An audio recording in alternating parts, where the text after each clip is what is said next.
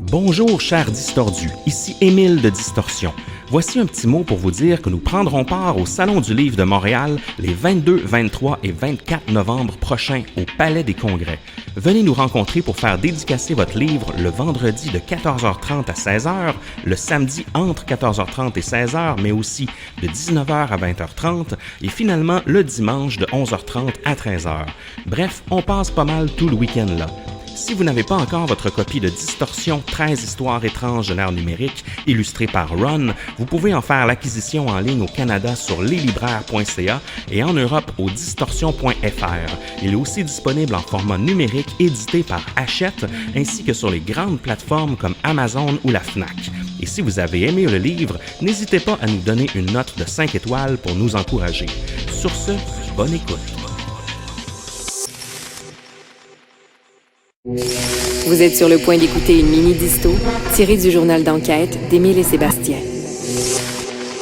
Bonjour chers distordus, ici Émile pour une mini-disto. Malgré qu'Instagram soit un réseau social très populaire et très grand public, il n'en demeure pas moins qu'il renferme plusieurs côtés sombres.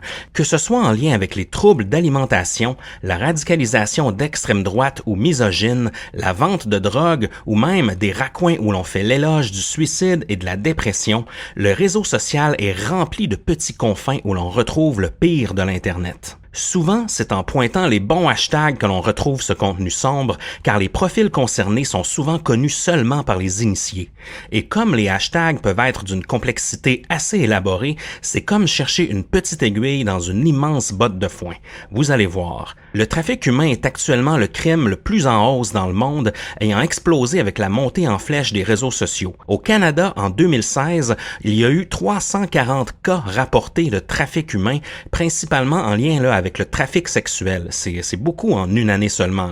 C'est ce qui a été signalé lors d'une rencontre dans le comté de Huron, en Ontario, lors d'un récent forum sur le sujet en octobre 2019. On estime qu'un trafiquant peut faire plus de 280 000 $ avec une seule et unique victime. C'est donc un crime très rentable. Une victime sur 4 n'a pas encore 18 ans. Katie Sparkling, du Centre de services aux victimes du comté de Huron, estime qu'environ 90% des adolescents à qui elle a eu affaire ont déjà reçu des demandes de conversation avec des inconnus sur Instagram et Snapchat. Il est clair que ces plateformes sociales sont au cœur des outils utilisés par les cyberprédateurs et les trafiquants. Dans le cas du trafic sexuel, un des scénarios souvent observés sur les réseaux sociaux qu'on a noté dans ce forum, c'est qu'un certain Roméo virtuel va cibler et charmer une jeune fille sur Instagram et va lui donner beaucoup d'attention au départ. Il est souvent âgé du même âge que la proie, mais derrière lui, des criminels bien adultes tirent les ficelles. C'est un scénario qu'on voit souvent dans des cas de catfish, mais qui est utilisé aussi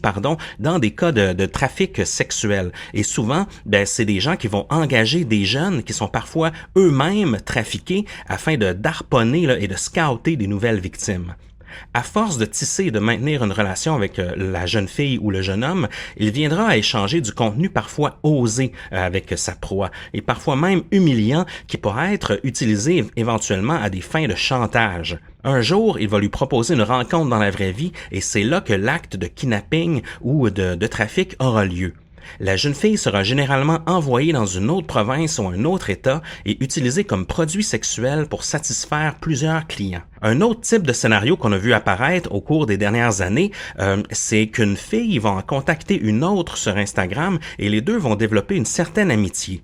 La prédatrice a souvent beaucoup d'abonnés, elle affiche un lifestyle très glamour axé sur les voyages et la fête. Elle va donc cibler des filles qui aiment ce style de vie aussi.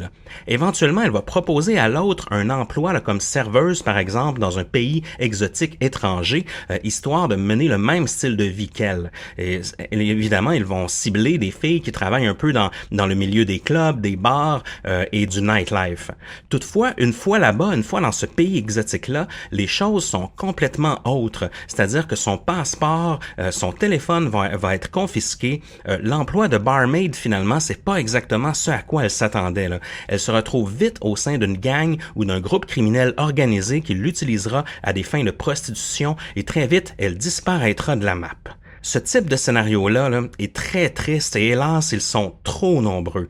Mais il y a d'autres histoires encore plus sombres. Il y a une histoire, entre autres, importante reliant trafic humain et réseaux sociaux qui a fait rage dans l'actualité tout récemment.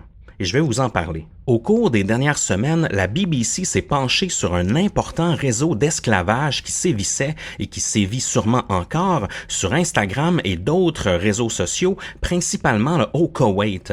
D'autres applications sont en jeu aussi, c'est des applications de marché en ligne comme For Sale ou encore Haraj qui sont disponibles sur Apple et Google qui offrent des centaines de listings où il est possible d'acheter des femmes de ménage et autres esclaves. Et tout ça, c'est complètement illégal. Car si vous croyez que l'esclavage était aboli depuis longtemps, sachez qu'en effet, c'est tout le contraire. L'esclavage moderne est plus fort que jamais. Au Koweït, c'est 9 foyers sur 10 qui emploient une femme de ménage ou une femme à tout faire pour s'occuper des repas, des tâches ménagères, des enfants et toute autre tâche connexe. Il y a une énorme demande. À ce propos, mon imagination n'a pas besoin de se laisser aller trop longtemps pour imaginer d'autres types de tâches que ces femmes doivent accomplir malheureusement. Ces femmes sont invisibles. On ne les voit pas dans la rue, ni dans les lieux publics. On ignore d'où elles viennent, ni même leur nom véritable, parce que souvent, leur nom est changé une fois rendu au Koweït. Elles proviennent des endroits les plus pauvres du monde, notamment du Ghana, mais aussi de la Guinée française. Souvent, elles n'ont pas de famille, elles ont été abandonnées ou encore elles sont orphelines. C'est le cas de la jeune Fatou, 16 ans, qui a été envoyée au Koweït de la Guinée pour servir des maîtres et maîtresses là-bas. Leur but à la base à ces filles-là, c'est d'aller au Koweït faire un peu d'argent en travaillant comme femmes de ménage et de ramener cet argent dans leur pays d'origine pour aider leur famille. Toutefois, la réalité est tout autre. Une fois arrivées, ces filles se voient confisquer leur passeport et s'inscrivent dans un marché noir de trafic humain à grande échelle. Elles vont être mises en vente à profit par leur maître qui, lui, au final, n'avait pas vraiment besoin d'une servante ou encore, il y en avait déjà plusieurs. Ces servantes vont être passées de foyer en foyer pendant plusieurs mois, toujours revendues à profit, telle une commodité. C'est vraiment un marché qui est bouillonnant au Koweït.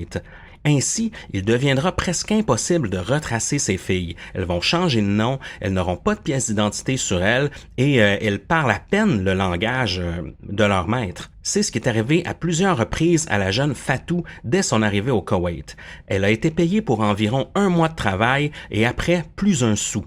Elle n'a pas droit au congé, ne célèbre aucune fête, elle doit se réveiller à 5 heures du matin pour commencer ses tâches et elle n'a aucun droit de refus. Dans un des foyers où elle a travaillé, elle a été traitée comme un vrai animal, parfois interdite de sommeil. Elle n'a pas le droit de parler à sa famille et doit constamment sourire. Pour environ 2000 ou 3000 dollars américains, il est possible d'acheter une servante ou un esclave. Par la suite, il est possible de la revendre à profit plusieurs fois. Bien des gens au Koweït utilisent ce stratagème et en font une carrière car le tout est très lucratif. La BBC se sont rendus chez un homme au Koweït qui fait ce genre de commerce pour apprendre que son véritable emploi est policier. Donc inutile de vous dire que ce problème n'est pas vraiment une priorité pour les autorités là-bas. Sur Instagram, c'est avec les hashtags Maids for Sale ou encore Maids for Transfer que des centaines de femmes sont offertes aux meilleurs acheteurs. Souvent, après, ils sont redirigés vers les applications For Sale ou encore Haraj où il est possible de filtrer les servantes par race et par prix. Vous voyez le genre de marché dans lequel on est. Généralement, c'est sur ces applications que la transaction est conclue. Il y en a des centaines, voire des milliers. Il est même possible d'aller rencontrer les servantes en personne si vous pouvez vous rendre sur place. La BBC l'a fait 12 fois, imaginez-vous. Dans le cas de la jeune Fatou, qui est mineure, elle n'a même pas le droit d'occuper un emploi de femme de ménage au Koweït, ce qui rendrait son employeur passible de prison. Les Nations unies ont donc estimé que ces victimes étaient en totale violation de leurs propres droits humains. Ça a fait un certain scandale là-bas et le tout a été rapporté aux Nations unies. Fatou, de son côté, a été remise aux autorités et a pu rejoindre sa famille en Guinée.